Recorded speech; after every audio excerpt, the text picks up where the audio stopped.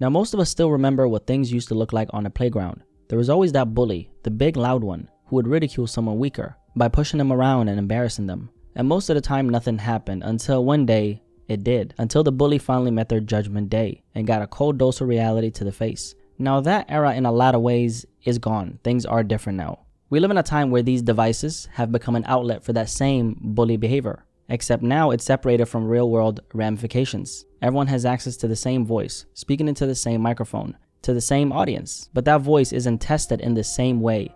There's no immediate pushback. Nothing you have to answer to in the moment. The words go out fast, but their impact has a way of boomeranging back. And that return is exactly what we're watching play out right now.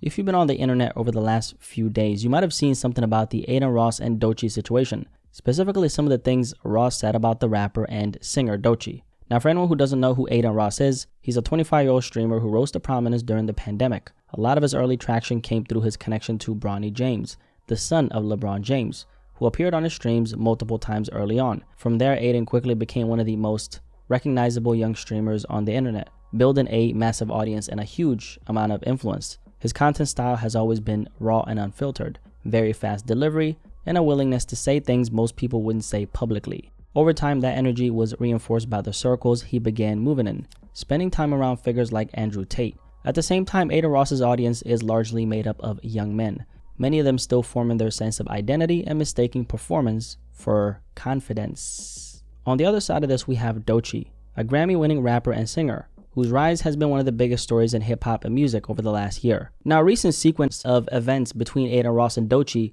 connected two very different corners of the internet, and it started a conversation about what happens when you actually have to answer for the things you say online. Now, this began with repeated hostile messaging directed at Doechii by Adin Ross last year, and it quickly escalated into something much larger, not because of a single comment, but because of the pattern behind it. And it wasn't just random internet backlash. A lot of the pushback came from inside the culture. And to the young black men in the streaming world, I'm disappointed in y'all, and y'all need to do better, because the fact that none of y'all didn't have nothing to say about somebody that looked like this, speaking to a black woman this way, when you came from a black woman, I pray that I don't see none of y'all streaming with nobody like this ever again. Let's rewind to May of 2025. Some of you might remember that viral moment involving Doechii.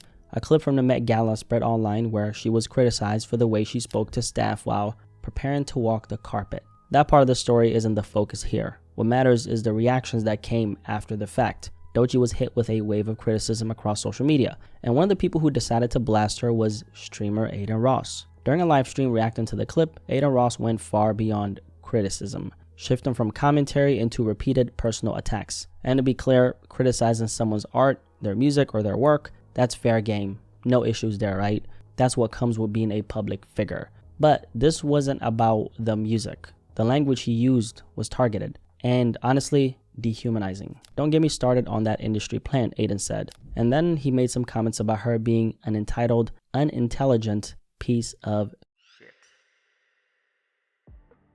Now this was back in May of 2025, and things escalated right before the new year, when Doechii dropped a song featuring singer SZA. And on that record, she appeared to respond to the industry plant narrative, seemingly aimed at Adin Ross. But just to be clear, she never name-dropped him directly, but the references were pointing towards a few things connected to Adin Ross, calling out blog chatter, livestream discourse, and people who built relevance through proximity to rappers rather than contribution to the culture itself. Specifically, there was a line about somebody sucking every rap ninja's penis from the back. Now, for anyone who doesn't know, a major part of Adin Ross's rise came through live streams with rappers specifically. That's why he's so hip-hop adjacent. Those appearances were the backbone of his early visibility and growth. So seeing things through that lens, what Doechii said wasn't random. It flipped the entire industry plant accusation back onto who was actually benefiting from hip-hop culture, or rather, sucking dick from the back, like Doechii said, right? After the song dropped, Adin Ross went on another livestream tirade, going right back to the same pattern of insults, only this time it was even more disrespectful.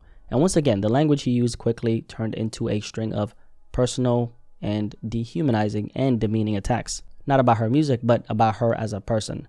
Among some of the things he said were phrases like a dumb, fat, bitch, a botted effin' bitch, meaning he was implying she faked her music streams and her success with the use of bots. And he also called her a smelly WHORE.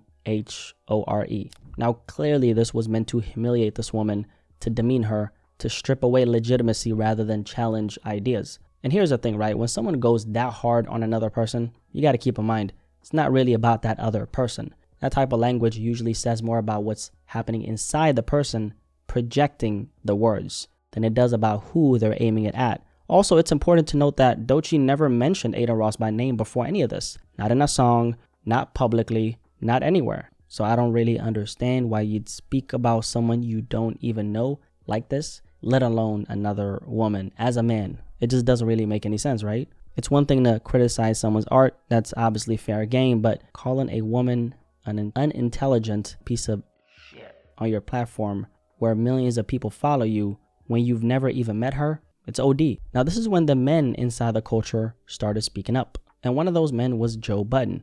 But more importantly, we have a Los Angeles rapper, Glasses Malone, who spoke up. He's a close affiliate of Top Dog Entertainment, the label behind Kendrick Lamar, which Doechii currently is signed to.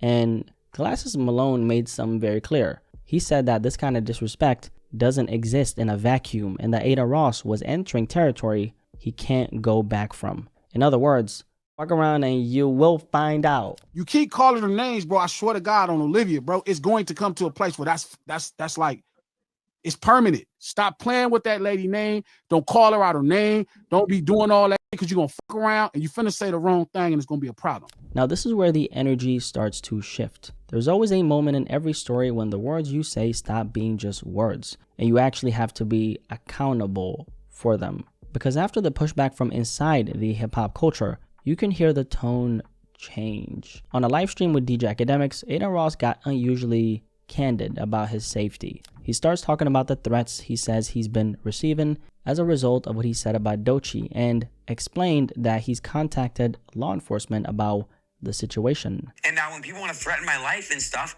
I really wish they would, bro. I walk around 4 security guards. I'm about to upgrade to Mossad at this point with police. I really wish somebody's head will get one-tapped. I've had threats online and I see them.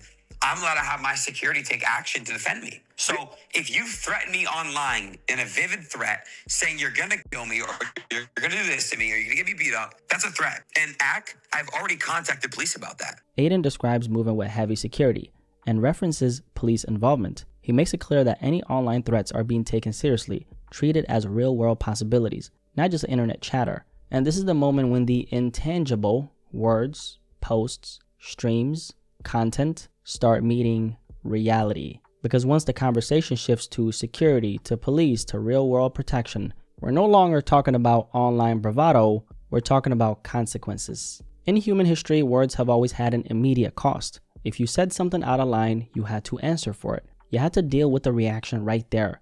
And that pressure shaped how we learned to move socially. There was always a price to what you said. And in the best way possible, that kept that kept people in check. Then the internet changed that. Suddenly you could say anything from a distance. No eye contact, no one standing in front of you. We've gotten used to a reality where words are now separated from consequences. Where you could say something on the internet and feel like it disappeared into a screen. But that version of the internet, believe it or not, is gone. What you say online, despite what a lot of people may think, flows into the real world. It moves, it reaches people, and eventually it comes back with weight attached to it. That's what the story is really about. When money and influence enter the picture, power does something to people. Because when it lands in the hands of someone who once felt powerless, it doesn't actually make them more powerful, but it does change what they think they can say and do. It creates an internal balance where attention and money now make up for what they used to lack. That's their new equilibrium. However, unlike the kid who thinks nobody can touch him on the playground, who eventually has to answer for what he does, online, that moment of accountability can take a lot longer, but that time always eventually comes. And that's where Adin Ross comes into the picture. The difference now is insulation. I remember something my dad once told me. He said, never run your mouth more than your body can handle. Meaning, don't let your mouth start a race your ass can't finish. And in this story, the insulation comes from money and influence, from security, even the protection of law enforcement, which creates a feeling of safety. a sense that you can say anything, escalate anything, and still feel untouchable. But history keeps showing the opposite. A real world example of that is something that happened in the hip hop world years ago, when rapper Smoke Perp publicly disrespected singer and rapper Russ online, even going as far as using Russ's sister as his Instagram profile picture as a way to mock him. Now, sometime later after that, Smoke Perp would eventually have a meeting with what we call the FAFO Association. That energy he put out online followed him all the way across the pond to Deutschland, Germany, and Russ's goons gave him a pair of Beats, no Dr. Dre. When something that started online ends up following someone across the Atlantic Ocean, you start realizing what's really on the line. Not reputation, not clout, but peace. There are a lot of people in this online space who prayed for influence. They prayed for attention. They prayed to be seen. And when they finally got it, it didn't give them the life they imagined. It gave them something that requires constant maintenance, and not the good kind. We're talking constant noise, constant reaction, constant escalation, a version of themselves they can't turn off, even if they wanted to. And this is why I always say that peace is the most expensive commodity in this digital age. Because although that attention will pay you, it comes with a heavy tax burden. It taxes your peace. It taxes your sense of safety. It taxes your freedom. And freedom is the first thing you don't realize you've lost until it's already gone. I really want to use this particular moment right here to share a message, which is a cautionary tale, especially for a lot of the young people trying to come up on social media right now. One of the biggest illusions of the internet is that it feels consequence free. Like you can say anything, you can do anything, right? And there's a lot of people who get away with saying the worst of the worst. I'm sure you can think about some of those people, right? They get eyeballs, they get views, they get money, they get clout, they get insulated, or so they think, because insulation is not immunity. Sooner or later, the energy you put out online has to get answered in real life. One thing I always say is that you never want to become a hostage to your own success. In this generation, we're watching more and more people get rewarded for building platforms where they're acting out, provoking people, and harassing innocent people, just trying to live their lives and stay out the way. Whether it's pranksters, chasing reactions, or clout-hungry personalities saying things just to stay relevant. Because once you build your name on making people's lives harder for no reason, you don't run the game anymore. The game runs you. At that point, the instigator isn't really in control anymore. They're responding to the audience, almost like a puppet. Not because they're powerful, but because that's what keeps the lights on. I remember years ago, rapper Denzel Curry dropped this music video called Clout Cobain, where it explored what happens when clout becomes a cage, when attention turns into pressure, and success starts feeling like something you can't step away from. The saddest part is that a lot of people don't actually want to get out, because as ugly as it looks, it does pay. There's a reason why it often feels like the loudest public figures, the ones who thrive off chaos, aren't the most grounded people. Part of it is the algorithm, but part of it is us, what we reward, what we react to, what we keep watching. And in this story with Adin Ross and Doechii, we see how the internet can create some distance between someone and the words they say online. But in the end, nobody is invincible. Nobody is above consequences. Even if you never get caught in real life, something still gets taken from you. Sometimes the price is caution. It's looking over your shoulder more than you used to. It's moving through the world a little differently because you know what you put out there. And that's the part people don't talk about. Not every consequence is visible. Some of them you just have to learn how to live with. But what do I know? If you made it this far, drop a like on this video. Clearly this conversation resonated with you if you made it this far, right? If you're not subscribed, you already know what to do. Thank you guys so much for watching this video. Y'all let me know what you think about this topic in the comment section below, and I'll catch you guys in the next video, man. Peace. I'm out.